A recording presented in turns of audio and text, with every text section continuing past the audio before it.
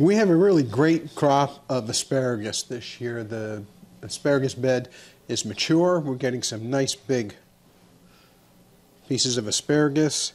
And we have some little ones coming from some of our newly acquired seeded plants.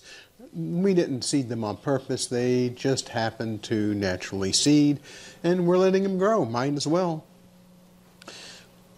A lot of people will break off the ends of asparagus plants, and I frequently do when it comes to store-bought asparagus because it isn't really handled very well. But here we're fresh, and what I do is I peel it.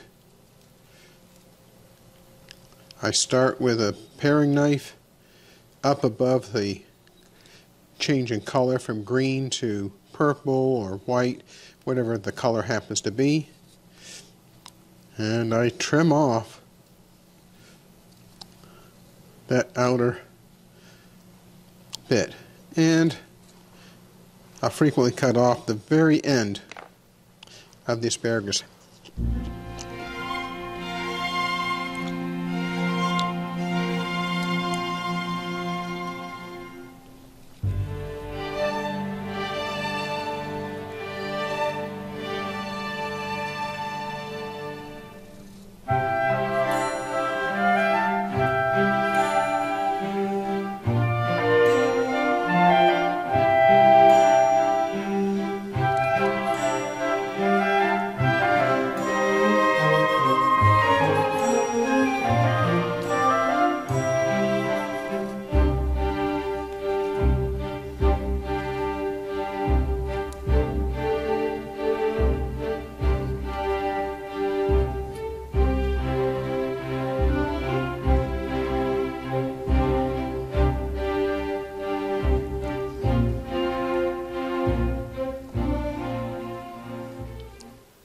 For these little guys, I'll just snap off the end and eat the pieces left.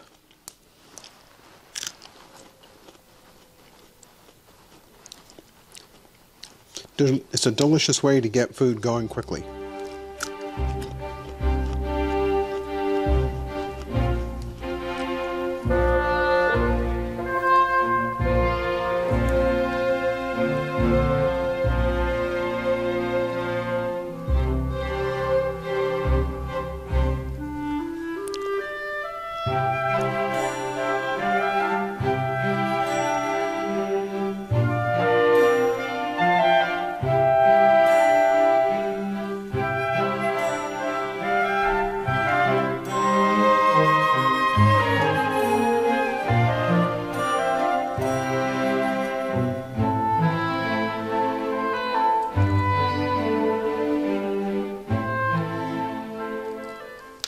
Really long ones I break so that the tip is about the same length as all of other asparagus, and then I go ahead and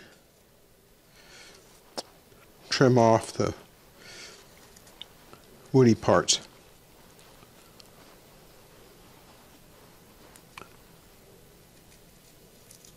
Watch your fingers.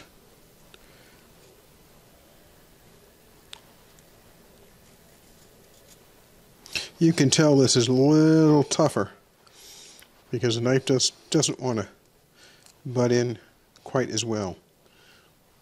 You can tell us, yeah, that's tougher because the knife doesn't want to dig into the flesh as easily. These will be perfectly edible, perfectly delicious. I may freeze dry these if we don't eat them all for lunch. Now, Irene fresh picked these out of the garden, so they're fantastic.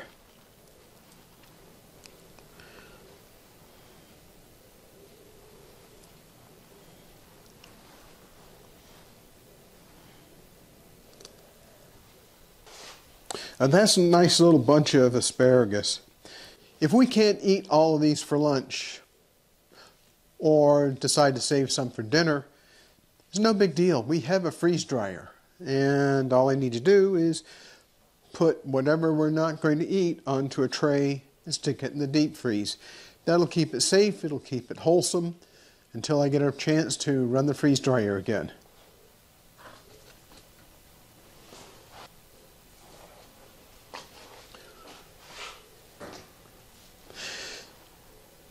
Now I'm ready to put the asparagus into some simmering water.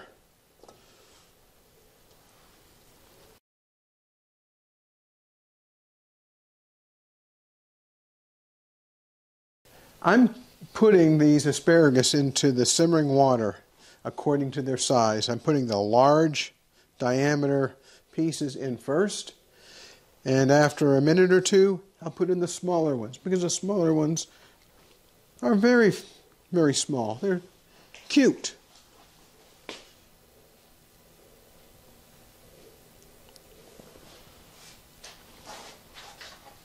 I don't want them to get overdone.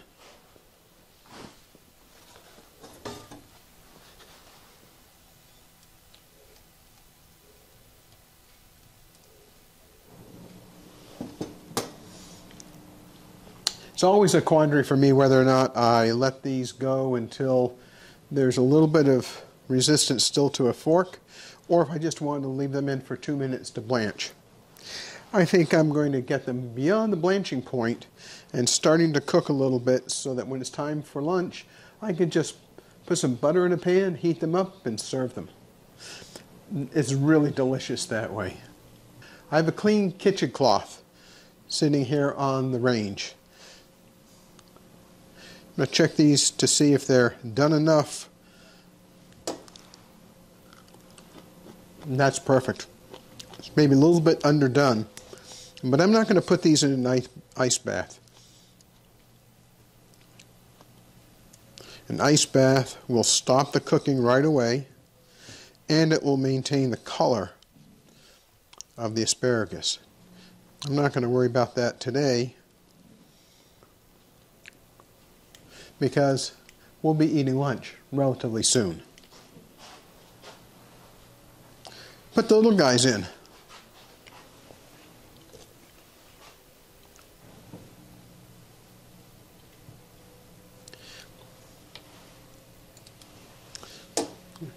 One of the things that you can do to determine whether or not the asparagus is really ready to come out, take one of those pieces that you cut off the end.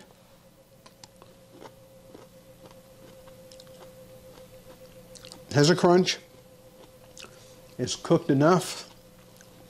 My judgment is when I put that into a pan with a little bit of butter, heat it up so that it's ready to go, it'll be perfect. That's good. I have to keep myself from eating too much. I want to make sure Irene gets some.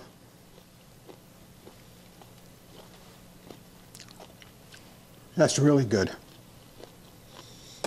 The funny thing about asparagus is when I freeze dry it, it makes the asparagus shrink way down in diameter. When you bite into it, it's really crunchy, but you still have a really great asparagus flavor. It's not the same as something that you've just picked fresh from the garden, brought in, trimmed, and cooked. But it's still very good and make a great snack. And that's enough time for this one. Time to take the little guys out.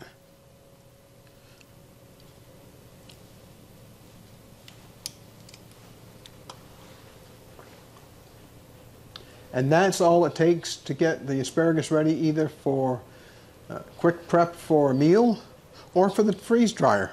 I'm thinking this is all going to get eaten for lunch today. That's what it's for.